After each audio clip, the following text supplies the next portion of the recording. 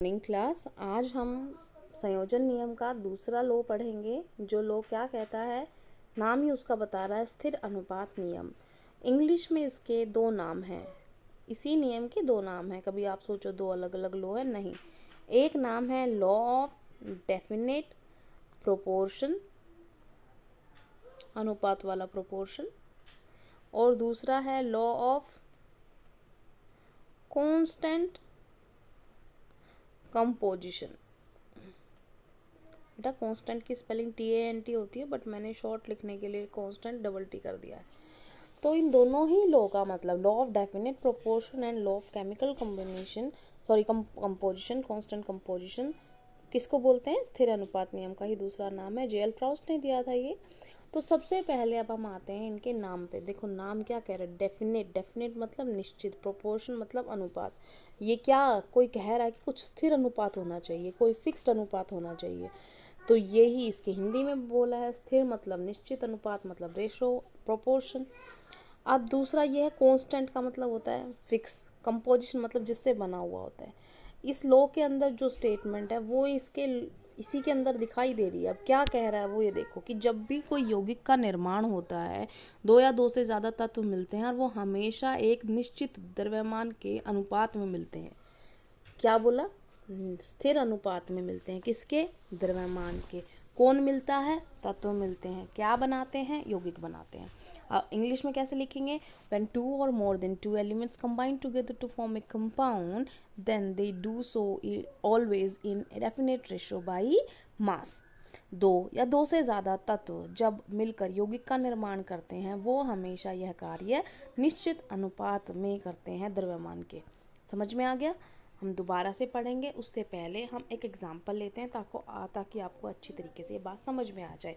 For example हमने लिया CO2। अब CO2 जो लिया है उसके अंदर कौन कौन से तत्व हैं? एक है कार्बन और एक है ऑक्सीजन। कार्बन कितना है? 12 ग्राम। ऑक्सीजन कितना है? 32। ठीक है। तो अगर हमने इसका रेशो निकाला तो रेशो कितना आया? 3:8। इतना रेशो आ गया। तो अब चाहे तुम घर में कागज़ जलाओ, चाहे बाहर लकड़ी जलाओ, चाहे पेट्रोल जलाए कोई, चाहे कोई लैब में बनाए, कार्बन डाइऑक्साइड में जब भी कार्बन होगा तो उसमें ऑक्सीजन के साथ मिलकर बनेगा और उन दोनों के बीच में जो अनुपात होगा वो 3:8 होगा। क्वेश्चन समझाती हूँ मैं आपको किस तरीके से। कोई आपसे पूछे कि भाई ठीक है CO2 ही पढ़ा है ना तुमने, CO2 ठीक है, लेकिन CO2 में अगर मैंने ये 24 लिया तो बताओ ये कितना लूँगी? ऑक्सीजन कितना होगा उसमें? CO2 में अगर कार्बन 24 है तो ऑक्सीजन कितना होगा? कार्बन डाइऑक्साइड की बात हो रही है। कार्बन डाइऑक्साइड में अनुपात कितना था? थोड़ी देर पहले तो मैंने पढ़ा था 3:8, और ये था कार्बन और ये था ऑक्सीजन। तो अगर ये 24 है तो आपसे ये पूछा गया, निकाल सकते हो कि नहीं निकाल सकते? निकाल सकते हैं। इकाई मेथड से निकाल लो या दूसरे तरीके से निकालो। इकाई मेथड क्या कहता है कि 3 ग्राम कार्बन होता है तो कितना ग्राम ऑक्सीजन होती है? 8 ग्राम ऑक्सीजन होती है। तो 24 ग्राम कार्बन होगा तो 8/3 गुणा में 24। 3 × 24, 8×8 64, 64 आएगी। जब 24 होगा तो 64 होगा। आप इसको डायरेक्ट भी कर सकते थे। कैसे कर सकते थे डायरेक्ट? CO2 के अंदर C और O का अनुपात जो था वो 3:8 था। ये पता होना चाहिए। ये हमारा उसने 24 किया, आपसे ये पूछा तो आप ये देख लो ये इससे कितना गुना है, उस वाले को इतने से ही गुना कर दो। ठीक है। तो ये कितना है? 3×8 = 24। तो 8 को 8 से ही करो, 8×8 = 64। समझ में आ गया? हम दूसरा क्वेश्चन का एग्जाम्पल लेते हैं। फॉर एग्जाम्पल हमने लिया पानी। पानी कितना होता है? दो तत्वों से मिलकर बना, एक हाइड्रोजन और एक ऑक्सीजन। हाइड्रोजन है 2, ऑक्सीजन है 16। रेशो कितनी आई? 1:8। तो ये रेशो फिक्स है।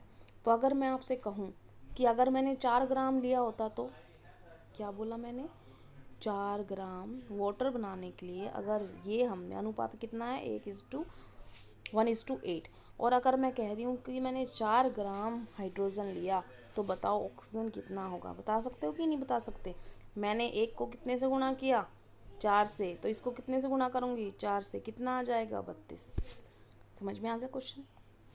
आई थिंक आ गया होगा कि अनुपात हमेशा बराबर आएगा। अब आप इसको डिवाइड करोगे तो क्या अनुपात आएगा? 1:8 आएगा ना। 4×8 = 32, 1:8। ठीक है, हम कोई और उदाहरण ले लेते हैं, बहुत उदाहरण है बेटा, सिंपल। आपने देखो क्या समझना है जो अभी हम समझा रहे हैं। फॉर एग्जाम्पल हमने कोई और कंपाउंड ले लिया, मान लो ये ले लिया, ठीक है। अब ये ले लिया तो इसमें कितने तत्वों से बना, देखो ये एक यौगिक है, एक कंपाउंड है, किससे बना है, दो या दो से ज़्यादा तत्वों के मिलने से। तो इसमें दो तत्व मिले, एक नाइट्रोजन और एक हाइड्रोजन। हाइड्रोजन के 3 एटम लग गए, नाइट्रोजन का 1 लग गया, तो एक मॉलिक्यूल बन गया उस कंपाउंड का। अब नाइट्रोजन कितना है यहाँ पर 14, हाइड्रोजन कितना है 1, तो रेशो कितनी आ गई, सॉरी 3 है ना ये तो, सॉरी 1 तो उसका 1 का होता है ना, यहाँ कितने हैं 3 है, 3 है तो 14:3।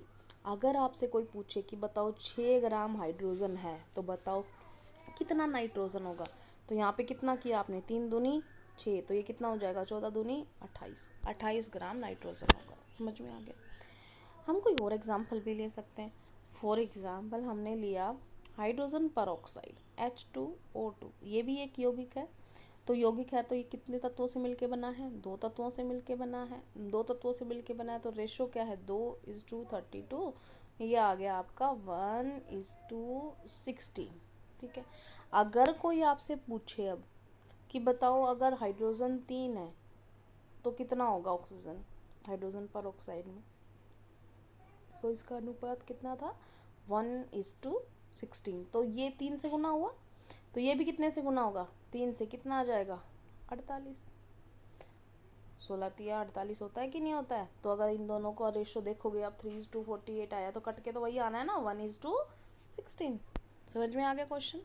तो अब आते हैं हम इसकी स्टेटमेंट पे। स्टेटमेंट क्या कह रही है कि इसमें अलग अलग तरीके से लिख सकते हो स्टेटमेंट। किसी भी यौगिक में तत्व सदैव एक निश्चित द्रव्यमान के अनुपात में विद्यमान होते हैं। In any compound elements will always remain in the definite proportion by mass. ठीक है। दूसरे तरीके से भी कह सकते हो आप। दूसरा तरीका क्या है, देखो कोई भी यौगिक दो या दो से अधिक तत्वों से मिलकर बना होता है ना, ठीक है, और जो यौगिकों का जो तत्वों का अनुपात होता है वो स्थिर होता है, जो द्रव्यमान अनुपात होता है वो स्थिर होता है। जो मैं पहले बोल रही थी कि when A compound is formed by 2 और more than 2 element they always do so in their definite ratio by mass.